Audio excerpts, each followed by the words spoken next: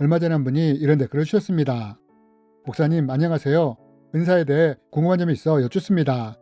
은사가 임할 때는 시합과 같은 형태로 임하신다고 하셨는데 그러면 이렇게 은사가 임할 때 이 은사가 임했다는 것을 어떻게 캐치할 수 있나요? 처음부터 능력이 나타나는 것이 아니니 하나님의 은사를 부어주셨을 때 이것을 모르고 지나칠 수도 있을 것 같아서요 라며 질문을 주셨습니다. 이번 시간에는 이 질문을 중심으로 성령님이 만약 우리에게 은사를 부으신다면 우리는 이것을 어떻게 할 수 있으며 또 우리는 이 은사를 어떻게 발현시키며 성장시킬 수 있는지에 대해 함께 나누기 원합니다. 여러분, 성경에 보면 다양한 은사들이 기록되어 있는 것을 볼 수 있습니다. 예를 들어 마가복음에 보면 표적의 은사가 기록이 되어 있고 고린도 전서에서는 사역을 위한 은사가 기록되어 있습니다.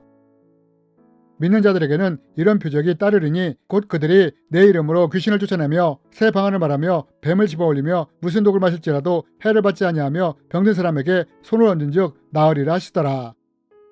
어떤 사람에게는 성령으로 말미암아 지혜의 말씀을, 어떤 사람에게는 같은 성령을 따라 지식의 말씀을, 다른 사람에게는 같은 성령으로 믿음을, 어떤 사람에게는 한 성령으로 병 고치는 은사를, 어떤 사람에게는 능력 행함을, 어떤 사람에게는 예언함을, 어떤 사람에게는 영들 분별함을, 다른 사람에게는 각종 방언 말함을, 어떤 사람에게는 방언들 통역함을 주시나니 이 모든 일은 같은 한 성령이 행하사 그의 뜻대로 각 사람에게 나누어 주시는 것이니라.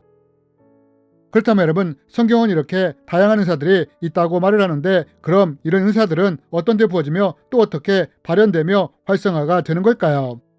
오래전 저에게는 은사에 대한 강한 갈망이 있었습니다.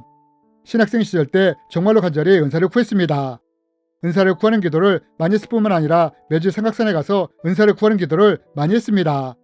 삼각산에 있는 능력봉에 올라 기도도 했고 은사를 위해 안수를 받기도 했습니다. 그러나 이렇게 했음에도 불구하고 제가 경험한 것은 무엇이었느냐? 제가 그렇게 바랬던 은사가 나타나지 않았다는 것입니다.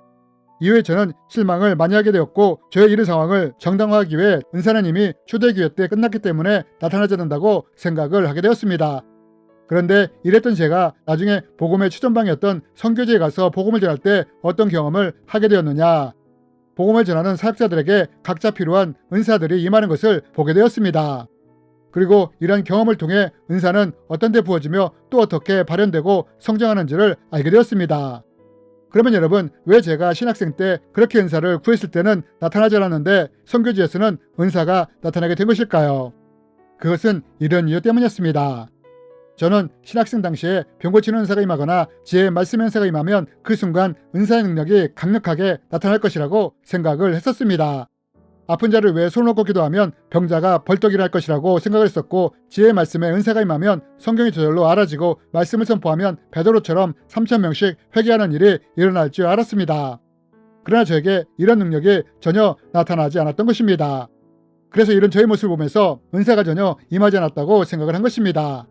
그렇다면 여러분, 당시에 진짜 은사가 전혀 임하지 않았던 것일까요? 그렇지 않다는 것입니다. 제가 은사를 위해 기도하고 구할 때 성령님은 이런 저에게 은사를 부어주셨다는 것입니다. 문제는 당시에 은사가 어떻게 임하는지 어떻게 발현하고 성장하는지 알지 못했기에 제가 전혀 이것을 활용하지 못했던 것입니다. 그럼 여러분, 성령님은 과연 우리에게 어떻게 은사를 부어주실까요? 여러분, 많은 분들이 가지고 있는 은사에 대한 오해가 있습니다. 그것이 무엇이냐? 제가 신학생 때 그랬던 것처럼 은사가 임하면 그 순간 능력도 함께 임할 것이라고 생각을 한다는 것입니다. 그러나 여러분, 은사는 이런 식으로 임하지 않는다는 것입니다. 그러면 은사는 어떻게 임하게 되느냐? 만약 우리가 복음 전파와 교회를 위해 은사를 소망하며 갈망하며 구하게 된다면 이때 성령님이 이런 우리에게 은사를 부으신다는 것입니다. 각각에 맞는 은사를 부어주시는 것입니다. 단 성령님이 이때 은사를 부어주실 때는 처음에는 씨앗의 형태로 은사를 우리 안에 심어주신다는 것입니다. 처음부터 능력의 은사가 임하는 것이 아니라 작은 씨앗의 형태로 은사가 우리 안에 심겨진다는 것입니다. 여러분, 제가 신학생 때 은사를 구했을 때 성령님은 이미 이 간구를 들으시고 저에게 은사를 부어주셨습니다.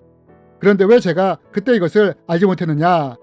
그것은 성령님 은사를 주실 때 눈에 보이는 능력의 은사가 아니라 씨앗의 형태로 제 안에 심어주셨기 때문입니다. 그러므로 우리가 여기서 꼭 알아야 할 것이 하나 있습니다. 그것이 무엇이냐? 앞에서 댓글을 주신 분이 만약 성령님이 은사를 주시면 우리가 이것을 어떻게 할 수 있느냐고 물으셨는데 처음에 은사가 임할 때는 우리에게 은사가 임했는지 임하지 않았는지 인지하는 것이 어렵다는 것을 알아야 한다는 것입니다. 여러분, 우리가 밭만 보아서는 이 밭에 씨앗이 심겨져 있는지 없는지를 알 수 없지 않습니까? 왜냐하면 씨앗이 땅속에 심겨져 있기 때문에 눈으로 볼 수 없기 때문입니다. 그런데 이것은 은사도 마찬가지라는 것입니다. 특별한 경우를 제외하고는 일반적으로 은사는 씨앗의 형태로 우리 안에 심겨지기 때문에 우리에게 은사가 있는지 아니면 있는지를 인지하기가 어렵다는 것입니다. 하지만 만약 우리가 은사를 구할 때 복음 전파와 교회를 위해 은사를 구한다면 이때 어떻게 되느냐? 성령님이 이때 우리에게 은사를 심어주신다는 것입니다. 성령님은 공공의 유익, 즉 복음 전파와 교회의 공공의 유익을 위해 은사를 부어주시기 때문입니다. 그럼 이렇게 은사가 심겨졌다면 이 은사는 어떻게 발현되며 성장하게 되느냐? 여러분, 우리가 또 여기서 은사에 대해 반드시 기억해야 할 것이 있습니다. 그것이 무엇이냐? 만약 성령님이 은사를 부어주셨다 하더라도 우리가 아무것도 하지 않는다면, 특별히 복음 전파와 교회에 연관된 일이나 사역을 하지 않는다면 은사는 여전히 씨앗의 형태로 머물러 있게 된다는 것입니다. 그러나 누군가 복음 전파와 교회를 위해 은사를 구하고 실제로 그 사람이 복음 전파와 교회를 위해 일하고 사역하기 시작한다면 이때부터 은사가 발현되며 성장하기 시작한다는 것입니다. 여러분, 밭에 심겨진 씨앗이 어떨 때 싹이 나기 시작합니까? 적정 온도와 환경이 주어지고 물이 주어지기 시작할 때 씨앗에서 싹이 나기 시작하지 않습니까? 그런데 이것은 은사도 마찬가지라는 것입니다. 그냥 있으면 은사가 여전히 씨앗의 형태로 머물러 있지만 누군가 복음 전파와 교회를 위해 일하며 사역하기 시작할 때 이때 심겨진 은사가 발현되며 성장되기 시작한다는 것입니다. 그러므로 누군가가 병 고치는 은사를 구했다면 어떨까요? 누군가가 복음 전파와 교회를 위해 병 고치는 은사를 구했다면 성령님은 이런 사람에게 은사를 부어주신다는 것입니다. 단 씨앗의 형태로 은사를 부어주신다는 것입니다. 그러나 이때 은사를 구한 사람이 구하기만 하고 아무것도 하지 않는다면 이 은사는 여전히 씨앗의 형태로 머물러 있게 된다는 것입니다. 하지만 이분이 은사를 구하고 실제로 복음 전파와 교회를 위해 병든 자들을 위해 치유 기도를 시작한다면 어떻게 될까요? 이때 은사가 발현되기 시작한다는 것입니다. 그러나 우리가 여기서 주목해야 할 것은 이렇게 처음에 은사가 발현됐을 때는 은사의 능력이 곧바로 강력하게 나타나지 않는다는 것입니다. 기도를 했는데 낫는 사람보다 낫지 않은 사람이 더 많다는 것입니다. 그리고 이때가 가장 중요한 때인 것입니다.